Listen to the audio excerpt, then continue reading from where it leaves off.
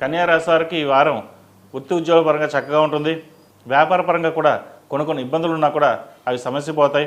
దశమాధిపతి రాష్ట్రాధిపతి అయిన బుధుడు జన్మరాశిలో ఉన్నారు, ఉచ్చబడుతున్నారు బుధుడు. నలుగురిలోనూ మీ మాట తీరు చాలా చక్కగా ఉంటుంది. 10 మందిని మీరు మెప్పించగలుగుతారు. అయితే నిర్ణయాలు తీసుకునేటప్పుడు మటుకి స్థిరమైన నిర్ణయాలు తీసుకోలేరు. ఈ నిర్ణయం తీసుకుంటే ఎవరేమంటారో, అది ఉద్యోగంలో కావచ్చు, వ్యాపారంలో కావచ్చు. మీరు ఒక ప్రాజెక్ట్ మేనేజర్ అయ్యి ఉన్నారనుకోండి, నిర్ణయం తీసుకుంటే మేనేజ్మెంట్ ఏమంటుందో, ప్రమోషన్ వస్తుందా డిమోషన్ వస్తుందా బాధలో ఉంటారు, భయపడుతూ ఉంటారు. ఈ భయాన్ని పక్కన పెట్టి మీకున్న ధైర్యం ఎక్కువ.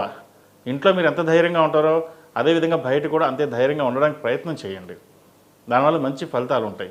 కెరియర్ పరంగా ఈ వారం చాలా చక్కగా ఉంది. ప్రమోషన్ కావచ్చు, విదేశాలకు వెళ్ళాలనుకునే వారు కావచ్చు, అదేవిధంగా ఇంక్రిమెంట్కి సంబంధించి అన్ని విషయ వ్యవహారాలు చక్కగా ఉన్నాయి. అదేవిధంగా నవరాత్రులు కూడా నడుస్తోంది. ఈ నవరాత్రుల్లో చక్కగా అమ్మవారిని పూజించండి. 29వ తారీఖు నాడు మూలా నక్షత్రం, చక్కగా చండీ హోమం చేయించుకోండి. మంచి ఫలితాలు సంప్రాప్తిస్తాయి. భూ సంబంధించిన విషయ వ్యవహారాలు అనుకూలంగా ఉంది. ఒక స్థిరాస్తిని కొనుగోలు చేస్తారు. ఫ్లాట్ కానీ ఇండిపెండెంట్ హౌస్ కానీ కొనుగోలు చేయాలని ఆలోచన చేస్తారు. దానికి లోన్ మంజూరు అవడం, అదేవిధంగా దానికి ముందుకు వెళ్ళడం కూడా బాగుంటుంది. వివాహం సంబంధించిన విషయ వ్యవహారాలు కూడా చక్కగా ఉంది. సప్తమాధిపతి చతుర్థాధిపతి అయిన గురువు దశమంలో ఉన్నారు. 6వ రాహు. విదేశీ సంబంధించిన విషయ వ్యవహారాలు ఎవరైతే ప్రయత్నాలు చేస్తున్నారో చక్కగా ప్రయత్నాలు చేయండి. విదేశాలకు వెళ్ళే అవకాశాలు పుష్కలంగా ఉన్నాయి. వైద్య వృత్తిలో ఉన్నవారికి, సాఫ్ట్వేర్ రంగంలో ఉన్నవారికి, మరే ఇతరత్ర రంగంలో ఉన్నవారు కూడా విదేశీ ప్రయత్నాలు చక్కగా ప్రారంభించవచ్చు.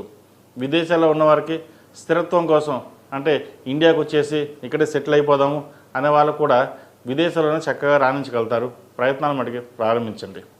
అదేవిధంగా సోదరి మధ్య ఉన్న విభేదాలు ఏవైతే ఉన్నాయో సమస్యపోతాయి. అయితే కోపాన్ని మటుకి కొంత తగ్గించుకోవాలి. తన కోపమే తన శత్రువు అన్నట్టుగా మీరంతా బాగుంటుంది. చివరిలో కోపం తెచ్చుకోవడం, లేదా కోపంగా మాట్లాడడం, మాట తోడడం, ఇటువంటివి ఉంటాయి. ఇటువంటి విషయాలు కాస్త జాగ్రత్తలు తీసుకోండి. ఈ రాశిలో జన్మించిన విద్యార్థులకు కాలం అనుకూలంగా ఉంది. గడిచిన 4 వారాల కంటే కూడా వీరికి అద్భుతంగా ఉంటుంది.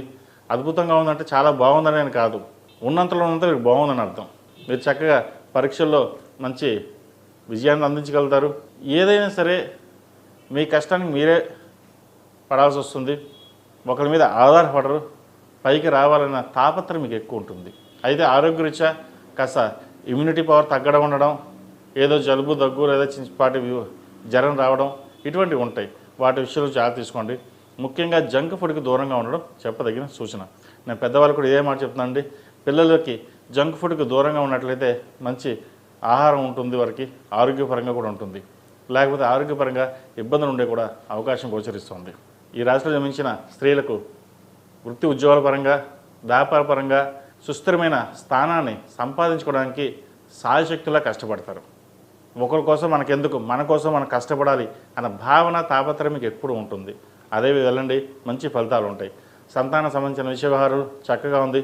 సంతానం కోసం ప్రయత్నిస్తున్న వారికి ఈ నవరాత్రుల్లో సుబ్రహ్మణ్య స్వామి అభిషేకం చేయడం, అదేవిధంగా అమ్మవారికి చండీ హోమం చేయించడం చెప్పదగిన సూచన. ఆరవల కుంకుమతోటి, కుబేర కుంకుమతోటి ప్రతినిత్యం అమ్మవారిని కుంకుమార్చన చేయండి. మంచి ఫలితాలు సంప్రాప్తిస్తాయి. ఎప్పటి నుండో స్థిరాస్తి కోర్టులో నలుగుతున్న విషయ వ్యవహారాలు ఏవైతే ఉన్నాయో ఈ వారం ఒక కొలుకు వచ్చే విధంగా గోచరిస్తోంది. వీరు ప్రతినిత్యం అష్టములిక తైలంతో దీపారాధన చేయండి. మంచి ఫలితాలు సంప్రాప్తిస్తాయి.